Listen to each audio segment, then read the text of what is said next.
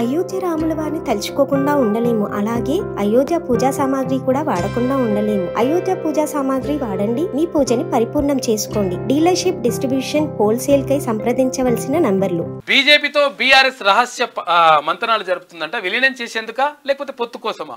6 రోజులు ఢిల్లీలోనే కేటీఆర్, హరీష్ రావు ఉన్నాడు. కష్టాల నుంచి గట్టెక్కేందుకు ప్రణాళికలు వేస్తున్నారంట.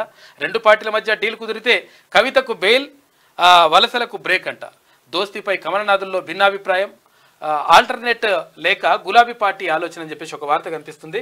అయితే మొత్తం మీద బీజేపీ తోటి తర్వాత బీఆర్ఎస్ కలుస్తుందా లేదా అనే దానిపైన ఒక చర్చ జరుగుతుంది. అయితే కాకపోతే ఏంటంటే బీజేపీ వాళ్ళు దీన్ని ఒప్పుకుంటలేరు. ఎందుకంటే బీజేపీ నిజంగా ప్రత్యామ్నాయంగా తెలంగాణ రాష్ట్రంలో బీజేపీ భారీగా బలపడతా ఉంది. ఇప్పటికే 8 స్థానాల్లో ఎంపీ స్థానాలు గెలుచుకున్నది, 8 అసెంబ్లీ స్థానాల్లో గెలుచుకున్నది. కాబట్టి కొంతవరకు బలపడుతున్నటువంటి పరిస్థితి. ఒకవేళ వీళ్ళతో పోతే వాళ్ళకు ఉన్నటువంటి మట్టి అంతా మనకు అంటుతుంది, అనవసరంగా బురద అంటుతుంది అని చెప్పేసి వాళ్ళు వద్దు అంటున్నారంట చాలామంది.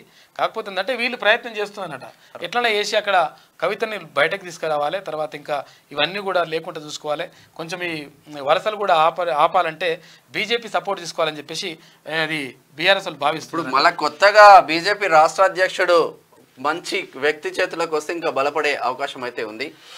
బీజేపీతో బీఆర్ఎస్ దోస్తి కట్టాలని అనుకుంటున్నదా? వీలైతే పార్టీని విలీనం చేయాలని అనుకుంటున్నదా? గడ్డు పరిస్థితుల నుంచి బయటపడేందుకు ఈ మార్గం తప్ప మరొకటి కనిపించడం లేదా? కేటీఆర్, హరీష్ రావులు ఢిల్లీ వెళ్ళింది ఇందుకోసమేనా? డీల్ కుదిరితే కాంగ్రెస్ లోకి వెళ్లే వలసలకు బ్రేక్ వేయచ్చని అనుకుంటున్నదా? ఢిల్లీ లిక్కర్ కేసులో కల్వకుట్ల కవితకు బెయిల్ ద్వారా రిలీఫ్ దొరుకుతుందా? రాష్ట్ర ప్రభుత్వం జరిపిస్తున్న ఎంక్వైరీల నుంచి ఉపశమనం లభిస్తుందని భావిస్తున్నదా? ఫోన్ ట్యాపింగ్ లో ఇరుక్కుపోకుండా చూసుకోవచ్చా? ఇవి ఇప్పుడు రాష్ట్రంలో జరుగుతున్న రాజకీయ చర్చలు. బీజేపీకి దగ్గర కావడం ద్వారా కొన్ని చిక్కుల నుంచి తప్పించుకోవచ్చని బీఆర్ఎస్ భావన. లోక్సభ ఎన్నికల టైంలో చిగురించిన స్నేహాన్ని ఇప్పుడు సహకారం చేసుకునే దిశగా గులాబీ పార్టీ ప్రయత్నాలు షురూ చేస్తుంది.